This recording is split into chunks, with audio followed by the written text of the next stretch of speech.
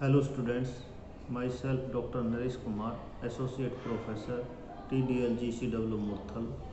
आज मैं BA 5th same के छात्राओं के लिए कृषि भूगोल का एक बड़ा ही महत्वपूर्ण विषय लेकर आया हूँ।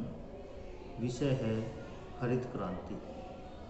कृषि भूगोल में हरित क्रांति एक मील का पत्थर साबित हुआ है।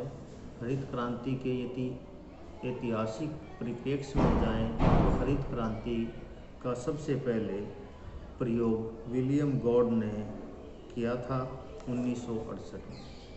हरित क्रांति के जो फादर हैं वो मेक्सिको के agriculture scientist doctor Norman Borlaug महोदय को माना जाता है। हरित क्रांति का वास्तविक जो स्वरूप है उसके डिजाइनर नॉर्मन बोरलॉग साहब। ये मेक्सिको में एक एग्रीकल्चर साइंटिस्ट थे जिन्होंने वहाँ पर सर्वप्रथम गेहूं की एक नई प्रजाति विकसित की। इस प्रजाति की पैदावार पहले की अपेक्षा कई गुना अधिक थी। यहाँ पर जब नॉर्मन बोरलॉग साहब भारत में उस प्रजाति के बोने संबंधी परिस्थितियों का निरीक्षण करने आए तो डॉक्टर स्वामीनाथन महोदय ने बिहार में एक जगह है पूसा, वहाँ पर इसके परीक्षण के लिए आए थे। वहाँ पर स्वामीनाथन साहब ने उनके साथ काम किया और स्वामीनाथन साहब भारत में हरित क्रांति के पिता कहे जाते हैं। हरित क्रांति शब्द को यदि शाब्दिक तौर पर देखा जाए तो ये बहुत सारी एग्रीकल्चर तकनीकों का इनपुट्स का एक समुच्चय है।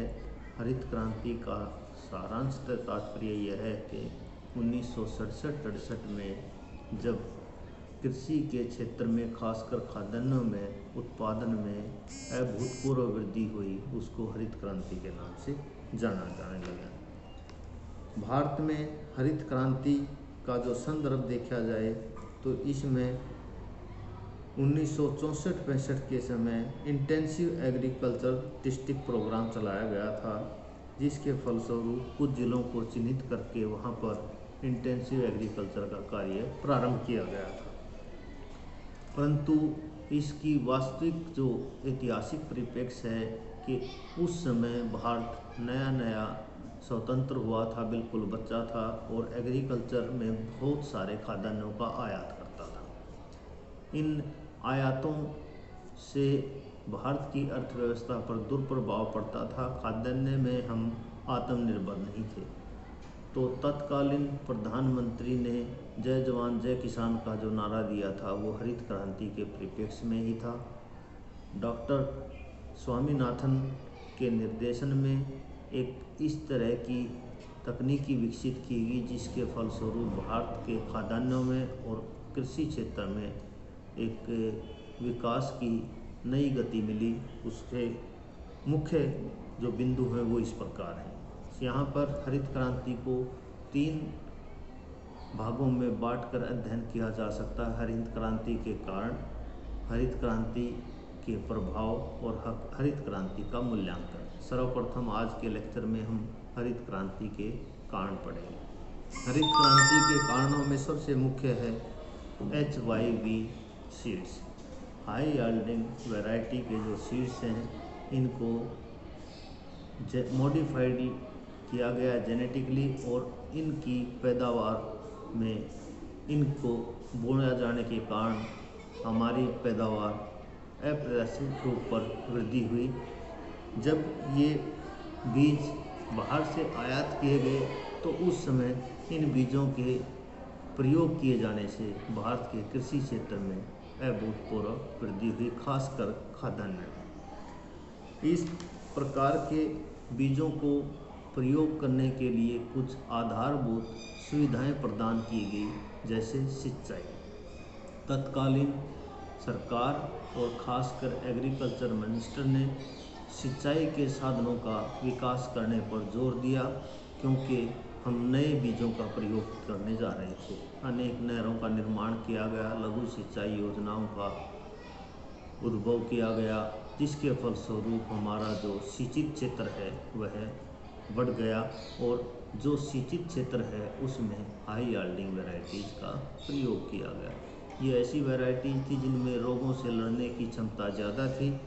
इसी चरण में हम लोगों ने इन बीजों का प्रयोग करने के फलस्वरूप इनमें रासायनिक उर्वरकों का प्रयोग किया, जो पैदावार के उत्पादन में सहायक रहा या पैदावार की बढ़ोतरी में सहायक रहा। आप जानते होंगे कि रासायनिक बीजों में हमारा नाइट्रोजन, फास्फोरस और पोटास का यदि सही मात्रा में प्रयोग किया जाए तो वहाँ पर कृषि क्षेत्र में उत्पादन बढ़ जाता है। इसके संदर्भ में भारत में नए नए कारखाने लगाए गए जहाँ पर इन प्रकार के रासायनिक उर्वरकों का प्रयोग की उत्पादन किया गया और बाहर से भी आयात किए गए। इसकी अगली श्रृंखला में पौध संरक्षण कार्यक्रम है। पौधे को संरक्षित किया जाए, पौधे में कोई बीमारी ना लगे, कोई पेस्टिसाइड्स और इंसेक्टिसाइड्स, दो तरह की दवाओं का प्रयोग किया गया, यानी कि कीटनाशक दवाएं और खरपतवार नाशक दवाएं। इनके फलस्वरूप पौधे को पूर्ण पोषण मिला। आगे इसी संदर्भ में कृषि जो है हमारी वो गहन जीवन निर्वाह से व्यावसायिक कृषि की तरफ अग्रसर हो रही थी। ऐसी परिस्थितियों में पूंजी ने बहुत महत्वपूर्ण भूमिका निभाई। पहले किसान परंपरागत साहूकारों से लोन लेके खेती करते थे और खेती में खर्चा करने से डरते थे। सरकार ने कुछ इस तरह के प्रावधान किए कि सहकारी बैंकों से और अन्य जो नेशनलाइज बैंक हैं उनमें इस प्रकार के ऋण उपलब्ध हुए। आप जानते होंगे कृषि क्रेडिट कार्ड, कृषक क्रेडिट कार्ड के बारे में।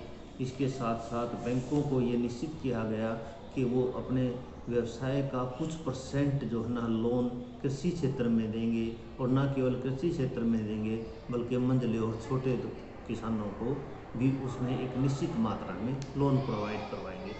इस प्रकार की व्यवस्था होने से कृषक को पूंजी का अभाव नहीं रहा। उसने नए नए यंत्रों को खरीदा और ट्यूबवेल लगाए और कृषि में पूंजी का निवेश हुआ। इसके साथ साथ यंत्रीकरण पूंजी से ही संबंधित है।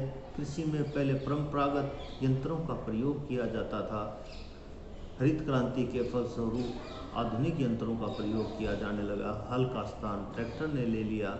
इसी प्रकार से और भी आधुनिक यंत्रों का प्रयोग किया जाने लगा, जिससे जो हार्वेस्टिंग पीरियड है वो कम हो गया और हम एक साल में एक से ज़्यादा फसलें उगाने लगे, क्योंकि यंत्रों ने कृषि का कार्य आसान कर दिया। परिवहन, विपणन आदि सुविधाएं। आप लोगों ने एग्रीकल्चर ज्योग्राफी में ये पढ़ा होगा, किसी स्थान पर कौन सी फसल उगाई जाएगी वो अन्य भौतिक तथा गैर भौतिक कारकों के अलावा परिवहन की जो लागत आती है उससे बहुत ज़्यादा प्रभावित होती है।